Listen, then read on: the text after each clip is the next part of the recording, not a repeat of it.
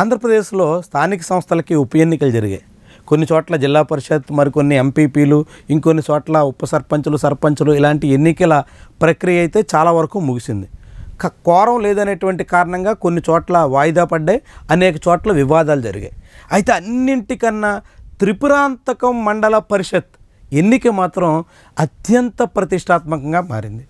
త్రిపురాంతకం ప్రకాశం జిల్లాలో ఉన్న ఎర్రగొండపాలెం అసెంబ్లీ నియోజకవర్గం పరిధిలో ఉంది. ఈ త్రిపురాంతకం మండల పరిషత్ విషయంలో ఒప్పందం జరిగింది. కొంతకాలం తర్వాత రెండో వ్యక్తికి ఆ పదవి ఇవ్వాలన్న దాని మీద ముందుగానే ఒప్పందం కుదుర్చుకుని వైఎస్ఆర్సీపీ నేతలు పదవిని పంచుకున్నారు. దానికి అనుగుణంగానే 3 ఏళ్ల పదవీ కాలం తర్వాత రాజీనామా చేసినటువంటి నాయకుని స్థానంలో మరొకరు ఎన్నిక కావాల్సి ఉండగా దానికి అడ్డం పెట్టేందుకు కూటమి నాయకత్వం సిద్ధమైంది. రాష్ట్రంలో అధికారం దక్కింది, ఏకపక్షంగా అధికారంలోకి వచ్చారు. భారీ మెజార్టీ కారణంగా అధికారాన్ని ఉపయోగించుకుని త్రిపురాంతకం ఎంపీపీ పీఠాన్ని తమ ఖాతాలో వేసుకోవాలి అని కూటమి నాయకత్వం ఆశించింది. దానికి తగ్గట్టుగా కొంత ప్రయత్నాలు కూడా జరిగాయి. ముఖ్యంగా ఎంపీపీ అభ్యర్థిగా ప్రచారం జరిగినటువంటి వైఎస్ఆర్సీపీ నాయకుడి మీద ఎస్సీ ఎస్టీ కేసు పెట్టి జైలుకు కూడా పంపించారు. కాబట్టి ఇది తమకే వస్తుంది అని భావించారు. దానికి అనుగుణంగానే త్రిపురాంతకం 2 ఎంపీటీసీగా ఉన్నటువంటి సృజన అనేటువంటి మహిళ హైదరాబాద్లో ప్రస్తుతం ఆమె ఉద్యోగం చేసుకుంటున్నారు. ఎంపీటీసీగా గెలిచిన తర్వాత ఉద్యోగం రావడంతో ఆమె హైదరాబాద్లోనే తన కార్యకలాపాలు సాగిస్తున్నారు. ఆమెను 3 రోజులకు ముందే త్రిపురాంతకం తీసుకొచ్చి ఒక ఇంట్లో బంధించి ఆమెకి భారీగా ముడుపులు కూడా ముట్టబెట్టేటువంటి ప్రయత్నం చేశారు. వైఎస్ఆర్సీపీ తరపున ఎంపీటీసీగా గెలిచిన ఆమె తెలుగుదేశం పార్టీ నాయకుల ప్రలోభాలకు తలొగ్గడానికి నిరాకరించింది. కానీ ఆమె బంధువులు మాత్రం పెద్ద మొత్తంలో టీడీపీ ఎంపీపీ క్యాండిడేట్ దగ్గర ముడుపులు తీసుకున్నట్టు ప్రచారం సాగుతోంది.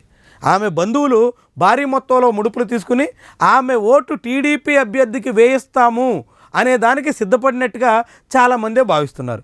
కానీ తీరా ఎన్నికల సమయం వచ్చేసరికి మండల పరిషత్ హాల్లో సృజన మాత్రం తమ బంధువులు, టీడీపీ నాయకులు ఆశించిన దానికి భిన్నంగా వ్యవహరించారు. వైఎస్ఆర్సీపీ ఎంపీపీ అభ్యర్థికి ఆమె అండగా నిలబడ్డారు. తన ఓటు వేసేదానికోసం చెయ్యెత్తారు.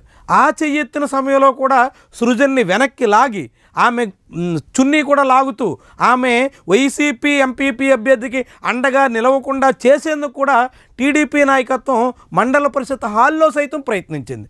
అయినా కానీ ఆమె ఎక్కడ వెనకడుగు వేసేదానికి సిద్ధపడలేదు. ఇదే ఇప్పుడు ఆమె పేరు రాష్ట్రమంతా మారుమ్రోగడానికి కారణమయ్యింది.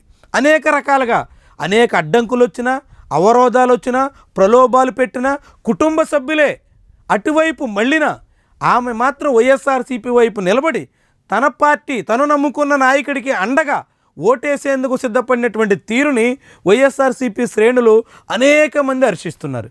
అనేక విధాల అవరోధాలు కల్పించిన ఎదురొడ్డి పోరాడినటువంటి నాయకురాలుగా ఆమెను కీర్తిస్తున్నారు. ఆమె కూడా తను వైఎస్ఆర్సీపీ తరపున గెలిచాను కాబట్టి, వైఎస్ జగన్ అంటే తనకు నమ్మకం కాబట్టి ఆయన నమ్మకాన్ని నిలబెట్టడానికే తాను ప్రయత్నించేశాను తప్ప కుటుంబ సభ్యులు ఏం చేశారు, ఎవరింట్లో ఎవరు ఏం జరిగింది, ఎవరు ఎట్లా నిర్ణయం తీసుకున్నారు, ఇవన్నీ తనకు తెలియవు అంటూ మీడియా ముందు చెప్పినటువంటి తీరు అత్యంత ఆసక్తికరంగా కనిపిస్తోంది.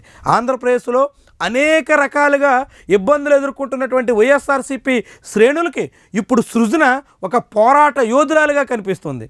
పోరాడి తమ పార్టీని గెలిపించినటువంటి ధీరురాలుగా ఇప్పుడు సృజన్ని వైఎస్ఆర్సీపీ శ్రేణులంతా కీర్తిస్తున్నాయి. ఏమైనప్పటికీ ఎర్రగొండపాలెం అసెంబ్లీ నియోజకవర్గం వైఎస్ఆర్సీపీకి అడ్డాగా ఉంది. 2024లో కూడా అక్కడ గెలిచింది. ఆ నియోజకవర్గం పరిధిలో ఉన్నటువంటి త్రిపురాంతకం ఎంపీపీ విషయంలో సృజన చేసినటువంటి ప్రయత్నం వైఎస్ఆర్సీపీ శ్రేణులందరికీ ఆనందాన్ని, ఆశ్చర్యాన్ని, ఉత్తేజాన్ని, మరింత ఉత్సాహాన్ని ఇచ్చిందని మనం చెప్పొచ్చు.